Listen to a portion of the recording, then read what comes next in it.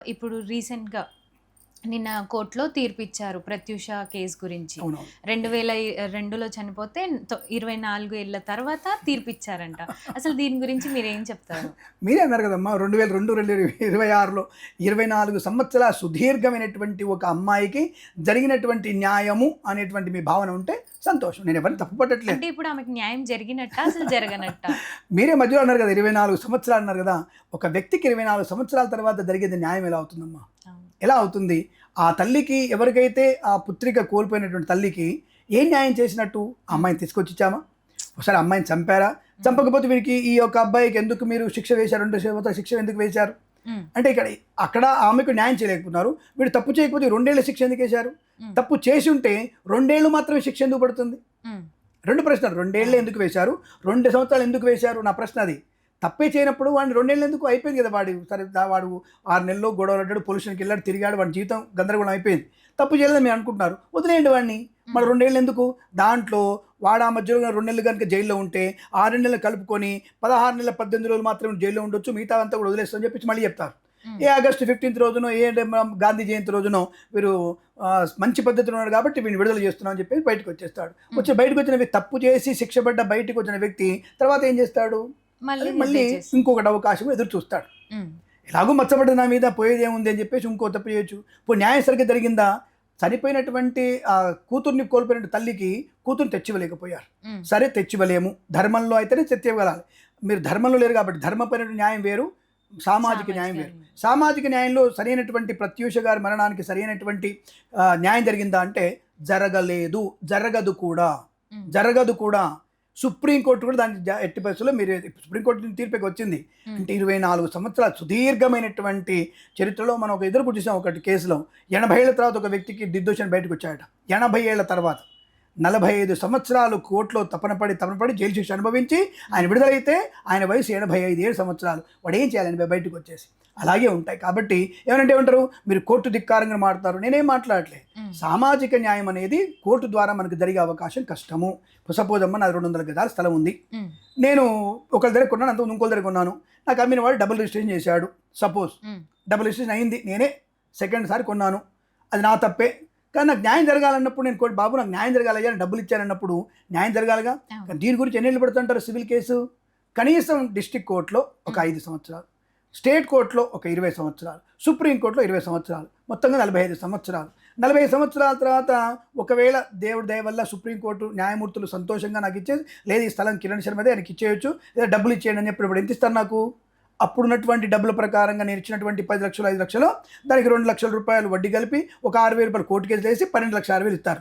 45 ఏళ్ళ తర్వాత ఆ స్థలం వాల్యూ ఎంత? గవర్నమెంట్ ఇచ్చే వాల్యూ ఎంత? నేను కొన్నప్పుడు 10 లక్షలు ఉంటే ఆ 45 ఏళ్ళ తర్వాత 10 కోట్లు ఉంటుంది. నాకు వచ్చింది ఎంత?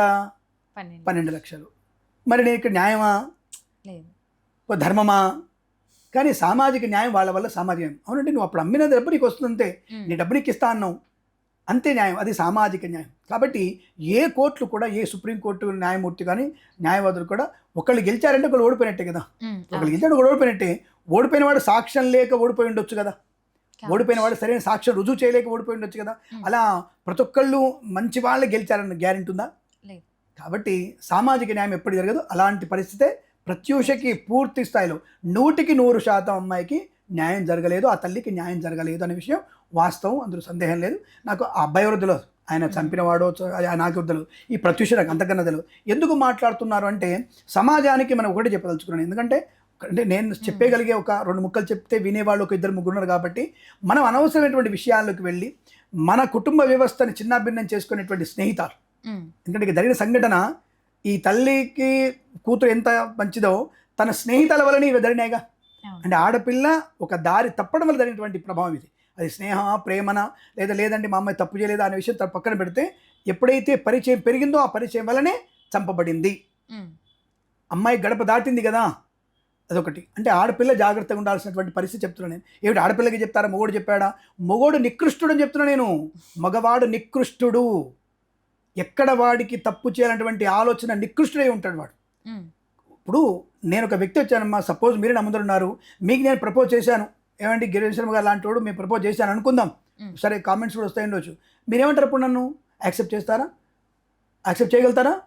అదే టైంలో చెప్పు తీస్తే నా మీదకి ఇంకొకళ్ళు మిమ్మల్ని అనలేను, ప్రపోజ్ చేయలేను, ఇంకోళ్ళు ప్రపోజ్ చేయలేనుగా. అంటే మీరు ఎందుకు చేయలేదు చెప్పు, గురుగారు పర్లేదండి, మీరు మంచిగా ఉన్నారండి, పర్లేదండి, తర్వాత మాట్లాడుకుందామండి అని మీకు మెసేజ్ చేసిన మీద మీరు యాక్సెప్ట్ చేస్తే మీ కుటుంబ వ్యవస్థ ఏమవుతుంది, నాకున్నటువంటి వ్యవస్థ ఏమవుతుంది?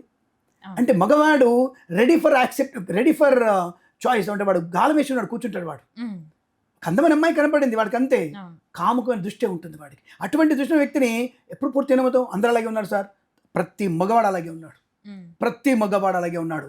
బయటికి కనబడేటువంటి అంటారు కదా, మేక చర్మాన్ని కప్పుకున్న పురులే ఉన్నాయి తప్ప మంచివాడు అనేది అబద్ధం. అది ఏ 30% మేబీ 30 or 20% మేబీ ఉండదు తప్ప. నేను గుండె మీద ప్రమాణించుకొని వాళ్ళ తల్లి మీద కూతురు ప్రమాణం చెప్పండి, చెడ్డవాడు కాదంటే నేను మాట్లాడతాను. మీరు ఇప్పుడు వేసుకోండి, మీ గుండె మీద చేసుకొని చెప్పండి, కంటితో కానీ మనసుతో కానీ ఒక వ్యక్తిని అనుభవించాలన్నటువంటి తప్పన మీకు లేకపోతే నేను మాట్లాడతాను. అలాగే ఉంది. ఆడపిల్ల ఈ రోజున రోడ్డు మీదకి వచ్చేసింది, రోడ్డు మీదకి వచ్చేసి నగ్నమైనటువంటి ఫోటోలు చూపిస్తూ ఉంది. అప్పుడు అమ్మాయి, నువ్వు చూపించకపోతే అడని చూస్తాడు, వాడు అడుగుతాడు, I want to see your nude photos అన్నప్పుడు ఎలా పంపిస్తున్నావు నువ్వు? నీకు సిగ్గు శరం లేదు? ఆడపిల్లకి, ఆడపిల్ల అందం ఎక్కడ ఉంటుంది? శరీర సౌష్ఠవం మీద ఉంటుంది. దాన్ని తీసుకొని అందరికి ఎందుకు ప్రచారం చేస్తున్నారు మీరు? ఇవి చెప్తే మీరు కాంట్రవర్సీగా మాట్లాడతారు. ఇప్పుడు ఆడపిల్ల ఎప్పుడైతే భర్త గెలుస్తుందో, బదారణ పడుతుందో, తప్పంతా కూడా ఆడపిల్లదే అవుతుంది. మగవాడు తప్పించుకుంటాడు ఖచ్చితంగా, ఆడపిల్ల తప్పించుకునే అవకాశం లేదు. కారణం ప్రకృతి ఆమెకి ఇచ్చినటువంటి ఒక ఆనందమైనటువంటి ప్రక్రియ అనుకోవచ్చు, దౌర్భాగ్యం అనుకోవచ్చు. గర్భం అనేది ఒకటి వస్తుంది ఆ పిల్లకి, అక్కడ బయటపడుతుంది, మనోవేదనకు గురవుతుంది. ఇంట్లో శాపనార్థాలు, బయటలో శాపనార్థాలు, కుచ్చి మాట్లాడేటువంటి వ్యక్తులు ఉన్నారు. మగవాడు ఎస్కేప్, వాడు ఎక్కడ జంప్ అయి బెంగళూరు బతుకుతాడు. ఆడపిల్ల ఇక్కడ బతకాలి. ఆలోచించండి. అంటే ఆడదానికి చెప్తున్నారు మీరు, మగవాడు చెప్పాడారే? మగవాడు చెప్తారు కదా, వాడు గ్రామసింహమే, వాడు ఊర కుక్కనే. వాడి నుంచి బయటపడడానికి ఆడపిల్ల చెప్పు అప్పుడు తీస్తే, చెప్పు తీసిన పడితే అదే ప్రత్యూష కనుక అప్పుడు చెప్పు తీసి కొడగా జాగ్రత్త అని చెప్పుంటే ఇప్పటికీ తను అద్భుతమైనటువంటి మహానటిగా ఉండేది, అద్భుతమైనటువంటి జీవితాన్ని పొందేది, పిల్లలతో సుఖంగా ఉండేది, తల్లిని బాగా చూసుకునేది. కాబట్టి అక్కడ అమ్మాయి తప్పే ఉంటుంది, ఇక్కడ వీడిది తప్పే ఉంది. వీడు ఊరకొక్కలాగా ఎగబడి చంపే స్థాయికి వచ్చావంటే ఎంత కామమైన దృష్టి నీకు ఉండి ఉంటుంది. లేదంటే ఇంకొకరి చేజారిపోద్దేమో అనే భావన, ఇంకొకరికి చేజారిపోతుందేమో, నాకు దక్కకుండా పోతే భావనతో కూడా చంపేసి ఉంటావుగా. చంపినందుకు 2 సంవత్సరాల జైలు శిక్షణ. అలా బయటకు వచ్చి మళ్ళీ ఇంకోదాన్ని అటాక్ చేస్తావు, ఇంకోదాన్ని ప్రేమిస్తావు, ఇంకోదాన్ని చంపేస్తావు, మళ్ళీ 2 ఏళ్ళు పడుతుంది. ఇంతేనా? అంటే సమాజంలో సామాజిక న్యాయం అనేది ఎప్పుడు జరగదు. ధర్మమైన న్యాయం జరగాలంటే భగవంతుడు ఆ మనిషిని అకాల మరణానికి గురి చేయాల్సిందే. అప్పుడు మాత్రమే ధర్మమైనటువంటి న్యాయం జరుగుతుందని నా అభిప్రాయం. ఇది ఏ కోర్టునో ఏ వ్యక్తులు నేను తప్పుగా మాట్లాడలేదు. మీరు ఛాలెంజ్ చేయండి, న్యాయవాదులు మీరు నమ్ముతారండి. ఒక వ్యక్తికి న్యాయం చేశామని చెప్పేసి మీ గుండె ధైర్యం చెప్పుకోండి. నేను చెప్పిన మాటల్లో కించి తప్పుందని ఒకళ్ళన్నా కామెంట్ చేయడం, ఒకళ్ళన్నా సరే నేను ఛాలెంజ్ చేస్తా, విషయంలో ఛాలెంజ్ చేస్తాను. మీ ముందరే ఉన్నాను నేను. కాబట్టి తప్పు అందరిది ఉందమ్మా. మనం ఆహారంలో ఆహార్యం, ఆడపిల్ల ఎలాంటి బట్టలు వేసుకోవాలి? ఇప్పుడు అందరూ కూర్చున్నారు, ఎంత లక్ష్మీదేవి లాగా ఉన్నారని చెప్పవచ్చు. అద్భుతంగా ఉన్నారు, అందంగా ఉన్నారు, లక్ష్మీదేవిలా ఉన్నారు. అదే మీరు అసభ్యమైనటువంటి టైట్ జీన్స్ వేసుకొని వచ్చి, టైట్ జాకెట్ వేసుకొని వచ్చేసి మీ అన్ని రకాల అవయవాలు కనపడుతున్నట్టుగా వస్తే ఎలాంటి అభిప్రాయం ఉంటుంది మా ముందర? ఈ విషయం కరెక్టే కదా. అందుకే ఒకరోజు శివాజీ గారు మాట్లాడిన మాటలు కూడా కొంతమంది నెగిటివ్గా వచ్చేసారు. తర్వాత ఇప్పుడు అదే వ్యక్తులు అందరూ చీర కట్టుకొని బయటకు వస్తున్నారు, అందంగా కనపడుతున్నారు. ఎందుకు ఇవి తప్పుగా? నేను నిజంగా అంటే మాకు అనవసరం లేని విషయం తీసుకొచ్చాను. కానీ ఇక్కడ ఆ శివాజీ అనే మాట తర్వాత ఒకసారి అనసూయ గారు బయటకు వచ్చారు చీర కట్టుకొని. ఎంత అందంగా ఉన్నదమ్మా, హీరోయిన్ల కంటే అయితే అందంగా ఉంది ఆమె. అసలు మీరు మేకప్ వేసిన హీరోయిన్ల కంటే కూడా అంత అందంగా ఉంది ఆ రోజు అమ్మాయి. చూసినప్పుడు తెల్ల చీర కట్టుకొని వచ్చింది, ఒక ఫంక్షన్కి మంచి కొప్పు పెట్టుకొని, నిండా పూలు పెట్టుకొని, మీలా దిద్దులు పెట్టుకొని వచ్చింది. అబ్బా, ఇంత అందగత్తే ఎందుకు అసభ్యమైనటువంటి వేసుకుంది మాకు అర్థం కాలేదు. కానీ అప్రిషియేట్, ఒక సోదరిలాగా, ఒక తల్లిలాగా, ఒక చెల్లిలాగా ఆవిడని నేను నిండుగా ఆశీర్వదించాను. అరే మంచిది, ఇట్లాగే ఉండాలి అమ్మాయి అని చెప్పేసి. అరే సినిమా కోసం మీరు చేయండి పని, సినిమా కోసం పని చేయండి, పర్లేదు. బయట రాగానే ఒక మంచి వస్త్రధారణ అనేది తప్పకుండా ఉండాలి. కాబట్టి అది మనం తప్పకుండా చూసుకుంటే, ఇక్కడ ప్రత్యక్ష విషయం కూడా అదే విషయం. తను దారి తప్పింది, ప్రమాదంలో పడింది, తనకి న్యాయం జరిగిందా అంటే జరగలేదన్న విషయాన్ని. అందరూ తప్పులు చేశారు. ఇదంటారు కదా, తిలా పాపం తలా పిడికెడు. తిలా పాపం అంటే నూల పాపం అంటే నూలగుట్ట. ఆ నూలగుట్ట పాపం అనేది అంత తిలా పాపం తలా పిడికెడు ఇచ్చాడట. ఏది శనీశ్వరుడు అందరికి ఇచ్చాడు. శనీశ్వరుడు ఇచ్చేసి తిలా పాపం తలా పిడికెడు. తల్లి తప్పే, చెల్లెలు తప్పే, అక్క తప్పే, వీడిది తప్పే, వీళ్ళ కుటుంబం తప్పే. ఒక సరైనటువంటి కొడుకును కానీ సరైనటువంటి దృష్టితో చూడకపోవడం వాడి తప్పే, మొగుడు తప్పే, పెళ్ళాం తప్పే, అందరిది తప్పే ఉంటుంది. కాబట్టి దీంట్లో ఎవరి తప్పు అనేది సామాజిక న్యాయం జరగలేదనే విషయం 100% వాస్తవం. ఆ విషయాన్ని గమనించుకుంటే మంచిది. అయితే ప్రత్యూష గారు చనిపోయినప్పుడు ఇద్దరు విషం తాగారని న్యూస్లో ఇస్తున్నారు కదా. ఈవిడ గారు చనిపోయి ఆయన బ్రతకడం అంటే ఏంటి, తనని చంపేసినట్టు అంటారా? అక్కడ మనకి నేను చూసినటువంటి రిపోర్ట్లో, అంటే నేను ఇన్ఫర్మేషన్ రిపోర్ట్ తీసుకున్నప్పుడు అక్కడ అమ్మాయిని గొంతు నిలిమి చంపినట్టుగానే తెలిసిందని ఒక మాట వచ్చింది అక్కడ. మరి అంత వాస్తవం తెలియదు.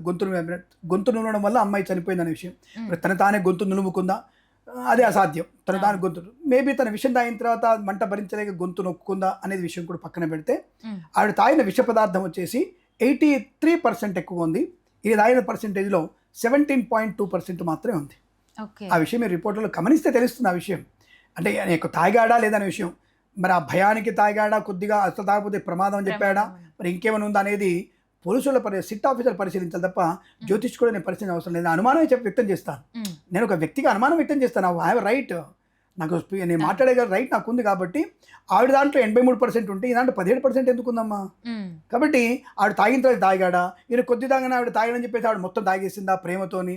ఇదేమైనా ప్రమాదాన్ని కొని తెచ్చుకున్నారు వీళ్ళు. అంటే హద్దులు దాటినటువంటి ముద్దులు సొద్దులు అన్నీ కూడా ప్రమాదాన్ని కలిగిస్తాయి. ఈ విషయాన్ని గమనించుకుంటే మంచిది. బట్ ఇక్కడ నేనేది మరి ఇప్పటికైనా చాలా అవకాశాలు ఉంటాయిగా ఆయన చనిపోవడానికి. 24 ఏళ్ళు ఎందుకు ఎదురు చూశాడు అంటే నా ఉద్దేశం చనిపోమని చెప్పడం కాదు. తప్పుగా మళ్ళీ దాన్ని తప్పుగా అనుకుని ఏంటి మనం చనిపోమని చెప్తావా అని మళ్ళీ దాని గురించి కాంట్రవర్సీ క్వశ్చన్స్ నా మీద గొడవలు పెట్టుకోకండి. అంటే ఈయనకి 24 ఏళ్ళు తట ఎందుకు కదా, చనిపోయింది, జైల్లోకి వెళ్ళావు, బిల్డింగ్ మీదకి దూకొచ్చు కదా, అయిపోతుంది కదా. ఇప్పుడు ఎందుకు 24 ఏళ్ళు బతికే ఉన్నాం, వాళ్ళు శిక్ష ఎందుకు పడింది? కాబట్టి ఆయన ఏదో తప్పుగా చేసుకోమని చెప్పట్లేదు. జాగ్రత్తగా ఉండండి, సమాజానికి ఉపయోగపడండి, మంచిగా బతకండి. ఇప్పటికైనా ఆ వ్యక్తి ఎవరో జైలు పడ్డాడో, జైలు వచ్చిన తర్వాత తప్పకుండా మంచి పనులు చేయండి, 10 మందికి ఉపయోగపడండి. మీ ప్రాయశ్చిత్తం అంటే మీ తప్పుని సరిదిద్దుకొని ప్రాయశ్చిత్తం చేసుకోండి. తప్పకుండా సమాజానికి ఉపయోగపడితే ఆ వ్యక్తి కూడా జరిగిన అమ్మాయికి కొంత న్యాయం చేసిన వాడు అవుతాడు అనే విషయం నాకు చెప్పడానికి నేను ధైర్యంగా ఉంటాను. ఓకే. అదేవిధంగా విజయారెడ్డి గారు సూసైడ్ చేసుకున్నారు. వాళ్ళ పిల్లల్ని కూడా తీసుకెళ్ళి ఒకటేసారి అందరూ సూసైడ్ చేసుకున్నారు. చివరికి చూస్తే డిప్రెషన్ వల్ల అలా చేసుకున్నారని తెలిసింది. ఒక డిప్రెషన్ వల్ల ఒక మనిషి సూసైడ్ దాకా ఎందుకు వెళ్తారు? అంటే ఈ యాంగ్జైటీ, డిప్రెషన్ ఇష్యూస్ అనేవి ఎందుకు ఇంతలా ఎక్కువైతున్నాయి? ఇక్కడ సామాజిక 2 విషయాలు చెప్తాను. ఒకటి జాతక పరిశీలన ద్వారా కూడా చెప్పగలుగుతాను నేను. బికాజ్ ఆఫ్ ఎంఎంఎస్ సైకాలజీ కాబట్టి నాకు ఆ ఇన్ఫర్మేషన్ ఉంటుంది. బట్ నేను జ్యోతిష్య శాస్త్ర ప్రకారం కూడా దాన్ని గమనించగలుగుతాను. డిప్రెషన్ ఎందుకు వస్తుంది ఒక వ్యక్తికి అన్నప్పుడు, తన ఇద్దరు వ్యక్తుల యొక్క సంఘర్షణ అది. అంటే తన అనుకున్నటువంటి వ్యక్తుల నుంచి ఎప్పుడు నెగిటివ్ వచ్చినప్పుడు, అంటే ఒక 10 రోజుల్లో గొడవ అయిందనుకోండి, ఒక 10 రోజుల్లో ఇంట్లో సపోజ్ ఉప్పు చింతకాయ పచ్చడి గురించి మాట్లాడుకుందాం. ఉప్పు ఎక్కువ వేసావు, చింతకాయ తక్కువ వేసావు, నాకు చింతకాయ పచ్చడి పెట్టలేదు, ఉప్పు తక్కువ వేసావు, ఉప్పు ఎక్కువ వేసావు. ఈ భార్యాభర్తల మధ్యనో, తల్లి కొడుకుల మధ్యనో, తల్లి కూతుర్ల మధ్యనో ఈ యొక్క గొడవ జరుగుతుంటే, ఇదే సమయంలో ఆఫీస్లో కూడా ఈ వర్క్ చేయలేదు, ఆ వర్క్ చేయలేదు అని చెప్పినప్పుడు, అసలు బయటకు వచ్చేసరికి ఆ వాహనానికి ఏదో ఇబ్బంది అయినప్పుడు, నో పార్కింగ్ బోర్డులో పెట్టినప్పుడు పోలీసు వాడు పట్టుకున్నప్పుడు, మీకు పార్కింగ్ నో పార్కింగ్ పెట్టారు, మీరు కోర్టుకు రావాలి అని చెప్పినప్పుడు, అంటే ఒకే వ్యక్తికి 3 రకాల చిన్న చిన్న సంఘటనలే. అవన్నీ పక్కకు తీసేస్తే చిన్న సంఘటనలు, ఓకే కోర్టుకి వెళ్ళి ఆ పెనాల్టీ గట్టి రావచ్చు, ఆఫీస్లో okay sir I will do అని చెప్పొచ్చు, ఇంట్లో ఓకే అమ్మ రేపు మంచి పచ్చడి చేసి పెడతా అని చెప్పొచ్చు. అంటే ఈ 3 సంఘటనలు ఒక వ్యక్తి మీద భిన్నమైనటువంటి ఇష్యూస్ అవన్నీ ఒకసారికి తట్టుకోలేనటువంటి వ్యక్తికి ఆ యొక్క డిప్రెషన్ ఎక్కువ ఏర్పడుతుంది. ప్లస్ నా అనుకున్న వ్యక్తి ఎక్కడే దూరం ఉంటాడు, తన సలహా ఇచ్చే వ్యక్తి ఫ్రెండో, భార్యనో, కొడుకో కూతురో దూరం ఉన్నప్పుడు మిగతా వాళ్ళని కూడా నెగిటివ్ కనపడి నా అనుకున్న వాళ్ళు ఎవ్వరు లేరన్నటువంటి మానసిక దౌర్భాగ్యానికి వెళ్ళిపోతారు. వెళ్ళిపోయిన వ్యక్తికి ఒకటే తెలుస్తుంది, నా జీవితం వృధా. ఆ ఒక్క క్షణం నా జీవితమే ఉత్తమమైనది అన్నటువంటి భావన మనకు మనమే క్రియేట్ చేసుకోవాలి.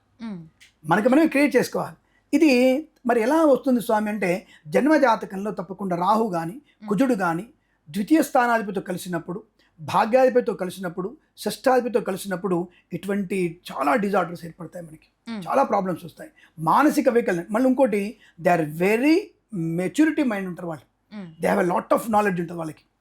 ఈ లాట్ ఆఫ్ నాలెడ్జ్ ఉన్న వాళ్ళే సూసైడ్ చేసుకుంటారు. రైట్, మనకి కేఫే ఉంది, అతను కర్ణాటకలో కేఫే వ్యక్తి అతను సూసైడ్ చేసుకున్నాడు.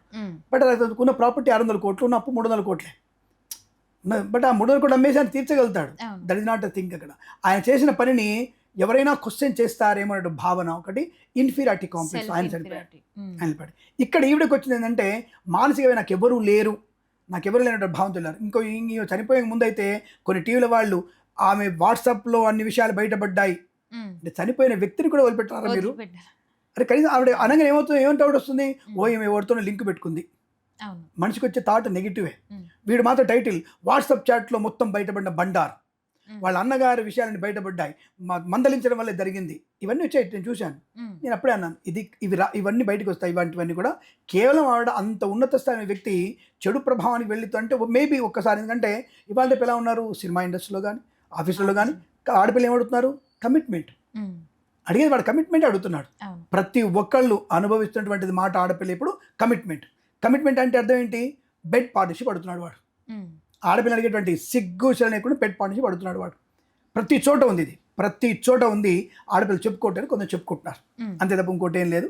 కాబట్టి ఇలా ఆ అమ్మాయిని ఎవరైనా నేను అప్పుడు అనుకున్నాను, ఓహో ఎవరైనా అమ్మాయిని కమిట్మెంట్ అడిగి ఉంటారు, అలాంటిది భరించలేక ఆవిడ భర్త దూరంగా ఉన్నాడు కాబట్టి సూసైడ్ చేసుకుంటవచ్చు అని నేను అప్పుడు అనుకున్నాను. ఈ విషయం చాలామంది అడగడానికి ప్రయత్నం చేశాను.